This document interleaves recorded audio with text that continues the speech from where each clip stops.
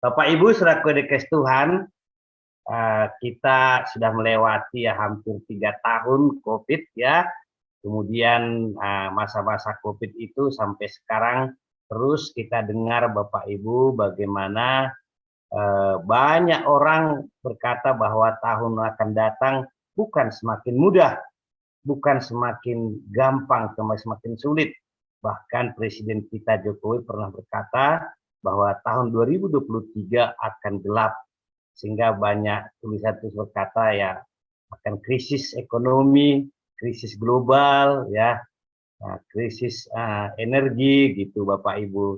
Tapi kita percaya Pak Mora menulis bahwa krisis mungkin ada, tetapi kita anak-anak Tuhan adalah orang-orang yang akan melihat mujizat, melihat perang Tuhan, melihat pekerjaan Tuhan yang dahsyat dalam hidup kita. Saya sungguh tertarik dengan satu perikop firman Tuhan Bapak Ibu di dalam 1 Raja-Raja 17 ayat yang ke-7 sampai ke-16. Walaupun fokus saya nanti hanya di ayat yang ke-7 dan 8, tapi saya akan baca ayat ini bagi kita ayat 7 sampai yang ke-16 Bapak Ibu. 1 Raja-Raja 17 ayat 7 sampai 16. Tetapi sesudah beberapa waktu sungai itu menjadi kering, sebab hujan tiada turun di negeri itu. Maka datanglah firman Tuhan kepada Elia, bersiaplah pergi ke Sarfat, yang termasuk wilayah Sidon, dan diamlah di sana. Ketahuilah, aku telah memerintahkan seorang janda untuk memberi engkau makan. Sesudah itu ia bersiap, lalu pergi ke Sarfat. Setelah ia sampai ke pintu gerbang kota itu, tampaklah di sana seorang janda sedang mengumpulkan kayu api. Ia berseru kepada perempuan itu, katanya, cobalah ambil bagiku sedikit air dalam kendi, supaya aku minum. Ketika perempuan itu pergi mengambilnya, ia berseru lagi, cobalah ambil juga bagiku sepotong roti. Perempuan itu menjawab, demi Tuhan Allahmu yang hidup, sesungguhnya tidak ada roti padaku sedikit pun, kecuali segenggam tepung dalam tempayan dan sedikit minyak dalam buli-buli. Dan sekarang aku sedang mengumpulkan 2-3 potong kayu api. Kemudian aku mau pulang dan mengolahnya bagiku dan bagi anakku. Dan setelah kami memakannya, maka kami akan mati.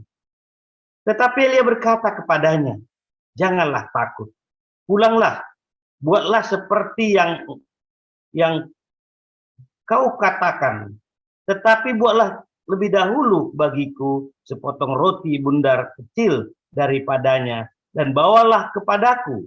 Kemudian barulah kau buat bagimu dan bagi anakmu. Sebab beginilah firman Tuhan, Allah Israel, tepung dalam tempayan itu tidak akan habis, dan minyak dalam buli-buli itu pun tidak akan berkurang, sampai pada waktu Tuhan memberi hujan ke atas muka bumi. Lalu pergilah perempuan itu dan berbuat seperti yang dikatakan Elia. Maka perempuan itu dan dia serta anak perempuan itu mendapat makan beberapa waktu lamanya. Tepung dalam tempayan itu tidak habis, dan minyak dalam buli-buli itu tidak berkurang, seperti firman Tuhan yang diucapkannya dengan perantaraan Elia. Puji nama Tuhan, Bapak Ibu saudara Tuhan Yesus. Jadi apa yang kita baca ini, yang kita saksikan di sini Bapak Ibu, bahwa Elia dan perempuan janda Sarfat ini sebenarnya sama-sama mengalami krisis. Tetapi Tuhan menunjukkan bahwa Tuhan itu berkuasa. Ayat yang kita baca tadi, ayat 7 Bapak Ibu, adalah sesudah beberapa waktu sungai itu menjadi kering. Ya. Tetapi sesudah beberapa waktu. Jadi kata dimulai dengan kata tetapi yang artinya kontras Bapak Ibu, bertentangan dengan maksud sebelumnya. Kenapa kira-kira bangsa ini, kenapa Elia ya disuruh oleh Tuhan untuk datang kepada janda Sarfat ini? Karena Tuhan mau menunjukkan kuasanya, Bapak Ibu. Tuhan mau menunjukkan siapa dia kepada janda Sarfat, kepada Elia, dan kepada bangsa Israel.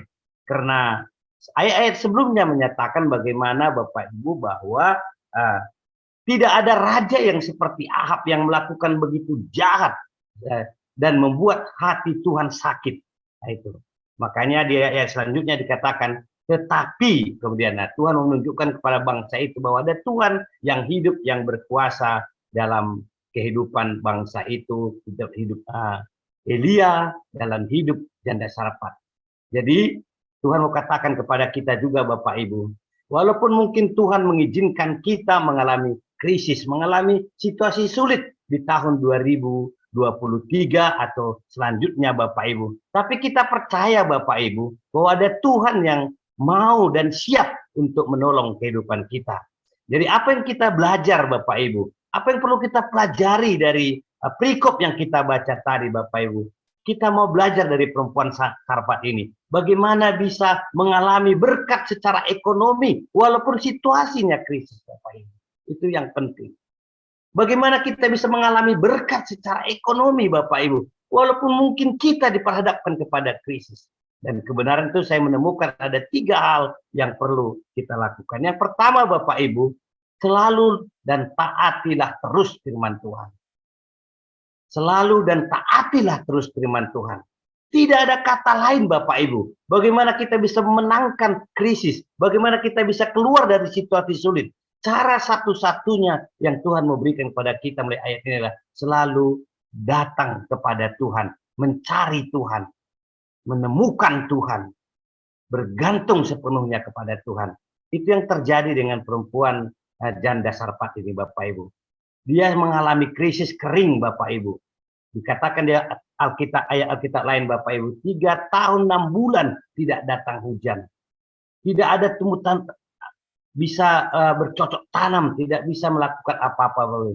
Tapi perempuan ini Bapak Ibu, dalam situasi menghadapi sulit, dia terus melakukan apa yang bisa dilakukan. Yang bisa dia lakukan adalah mengumpulkan Bapak Ibu potongan-potongan kayu. Dia tetap terus dan dia terus mendengar apa yang dikatakan Elia, Nabi Elia kepadanya Bapak Ibu.